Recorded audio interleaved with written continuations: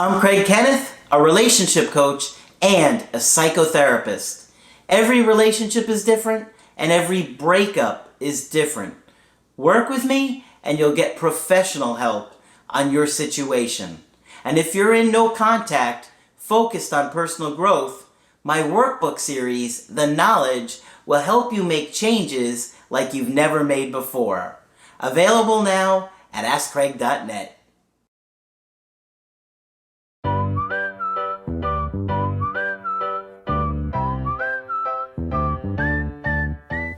Hi there, I'm Coach Craig Kenneth. And I'm Coach Victoria. And today we're going to be talking about dating someone who's emotionally unavailable. A lot of people don't realize, but there is reason to why somebody is emotionally unavailable. Yeah.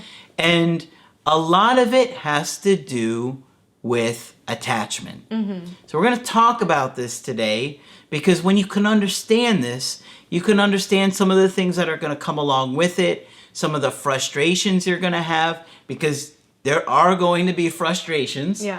And, you know, nobody you date is going to be perfect. There are always going to be some issues, but you want to know what you're getting into. So we're going to look deeper at this, and I think you're going to like this video. Exactly. So the first thing to look at is how that person is emotionally unavailable. So this could be that they don't openly talk about their emotions in the relationship, that you're always the one to initiate these decision-making, even important conversations that involve emotions about moving forward in the relationship. And you might be feeling quite lonely in the relationship as well, because these people also have a tendency to not be very good at listening and making you feel validated. Yeah. Because they're disconnected with their own emotions, they're also disconnected with yours, which can be extremely isolating in this situation. Yeah. And the other thing is that, you know, they're disconnected for their own emotions probably for their whole life. Yeah. Right? They grew up in a household that was trying to say, that's not important. Don't think about it. You just keep going. Exactly. Right? You don't think about it. You don't feel it. Don't worry about it. They minimize those things. And a lot of times what happens is that person forms an avoidant attachment style. Okay? And they're more avoidant in their romantic relationships because in their early childhood home, things were very avoidant. You don't talk about it. You don't deal with it. You don't think about it. You just keep going on. I feel like in some ways it's kind of like a survival mode. Yeah. That people don't have the energy or the ability to think about those things because we have to get these things done to survive. Right. And that can definitely be a part of it. And also there's gender stereotypes that also play into this.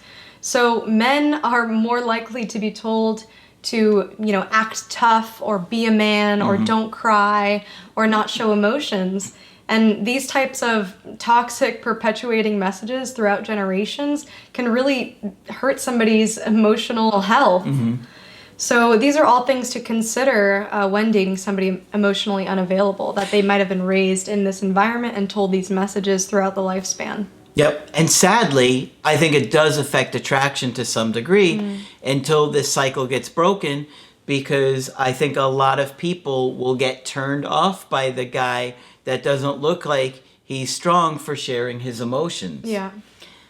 And I don't like that. And I wish it was different, but it is kind of part of being successful in your dating life. Right, exactly. But we talk about attachment in literally hundreds of other videos. And I have a whole playlist called Understanding Attachment Styles that you could check out. Exactly. So another big reason why they're emotionally unavailable could be that they're emotionally available with somebody else. That they are dating somebody else. They could be married or they could be not single or available in some type of way because of their connection with someone else. So this could also be known as an impossible relationship, meaning that because they are committed with somebody else, that you will never be able to have this real intimacy or a viable relationship with them. So somebody who's involved with somebody else might be using multiple partners in order to dissipate the intimacy, especially if they have that fear of closeness or commitment. This could be a way to better manage it. If they have more people involved, then they don't have to get really close to one person. Yeah, that's a great point. And this also stems from an avoidant attachment and can also be known as triangulation when they bring third parties into the mix. So this can be a difficult situation to be in, so really be aware of this if this is the situation you're in. Yeah, you can wind up getting hooked on somebody for years that tells you they're going to leave their wife for years. I've seen this numerous times where somebody will keep someone hooked, say, I'm going to leave my wife, I'm going to leave them, keep somebody invested for years.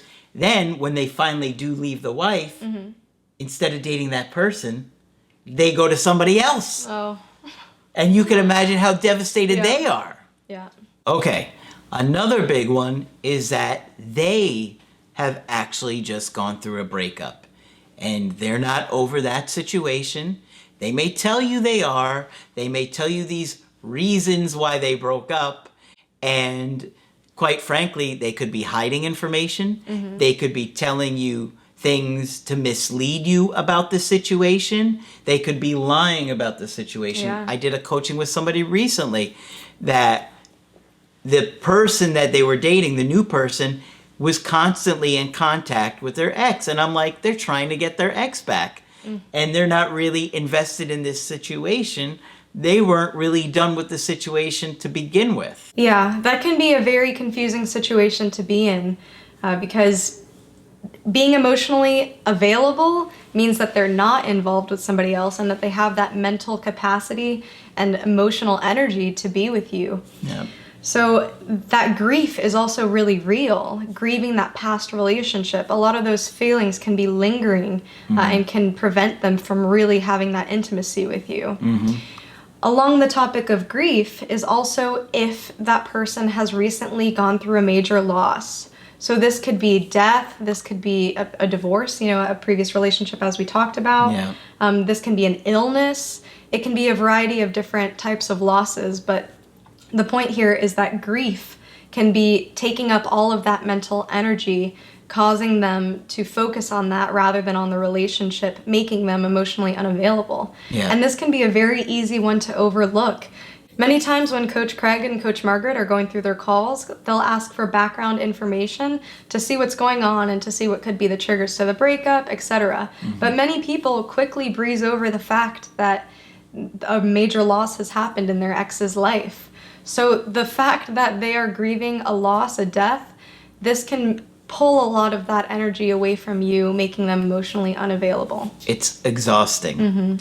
And they could be depressed, which is exhausting. Yep. I can tell you from personal experience that the feeling of being depressed and grieving is overwhelming, and it leaves you so tired that you don't have energy for anything else. I recently had a friend's dad pass away, then my own dad passed away, and one of my best friends passed away in a span of 3 weeks, and it has left me absolutely exhausted. Yeah. And when somebody is in this state, they're not going to have the time or the energy for that relationship. They just don't have it, even if they wanted to give it. Yeah, that's a really important point. And, your own personal experience can enlighten this. So put yourself in their situation and have empathy for that person, for that emotionally unavailable person. And also take in consideration the context, what else is going on in their life, because these do really impact their presence in a relationship. So if you're in any of these situations, you might be wondering, what do I do? Where do I go next? Should I continue this relationship? Should I continue feeling alone in this relationship? Or should I end things? And so I hope that this video has given you some context as to why they are emotionally unavailable. But we will always advocate for you to protect yourself first. So it's up to you to decide your own boundaries and how much you'll tolerate as far as your partner's emotional unavailability. And Margaret would also say that emotional unavailability can get to the point where it's emotional neglect or emotional abuse. Yeah. So consider that and consider your own feelings throughout the relationship and what they are trying to tell you. As you're working through your own issues, you have to really figure out what is a deal breaker. What are your deal breakers? What can you live with? What can't you live with? And that's a personal thing for each person, because you know what somebody might bring to the relationship, but what they won't bring to a relationship. And if it's okay with you, then, maybe you navigate and you understand that you're with a person that can't always meet your needs, but the other things that they bring to the table are enough for you. But like I said, that's a personal decision. But there are going to be challenges with dating somebody who is emotionally unavailable. And I think a big one is disappointment. Yeah. You're going to feel disappointed that they let you down, that they don't want to go to these special events with you. For them, it's just not important. Or that they don't have the same excitement or energy about these things that you really enjoy. That maybe they're just like, they don't show that zest for life that can come with these things. So, and I think we had this in one of the cartoons, didn't we? I can't remember. Yeah, we did. So, now that I remember. But it's important to understand who you're dating will come with its challenges. And if those challenges are okay with you, then work to navigate with it and just expect it. Right, and also remember that emotional availability is fluid. So there will be times in a relationship where a partner can give more emotionally than other times, but look at the whole totality of the relationship and, take in consideration the general vibe of the relationship. And lastly, if you find yourself continuously dating emotionally unavailable people, ask yourself as to why that is. Is there maybe a part of yourself that can't deal with that closeness or intimacy? So consider that also, and consider your own attachment style and your own attachment wounds, your own attachment issues and insecurities, and work through those as well. Yeah. And look very closely at your parents, especially your mother. Yeah. Okay, so hopefully you found this video helpful. Of course, when you want to get our help personally, just go to my website, askcraig.net. Sign up for the coaching option that works best for you. I do email coaching and I do Skype. Coach Margaret is available for Skype coaching. And Coach Victoria will continue to train with us. I'll be here. But that's it for this video. I'm Coach Craig Kenneth. I'm Coach Victoria. And we will talk with you soon. To get my help personally, go to askcraig.net and click on Schedule Coaching and choose the option that works best for you. I do email coaching or Skype. To schedule a coaching with Margaret, click on Margaret on the top of the page and order a Skype with her. For the Knowledge Creative Healing course, click on the link at the top of the page and click Get Started Now.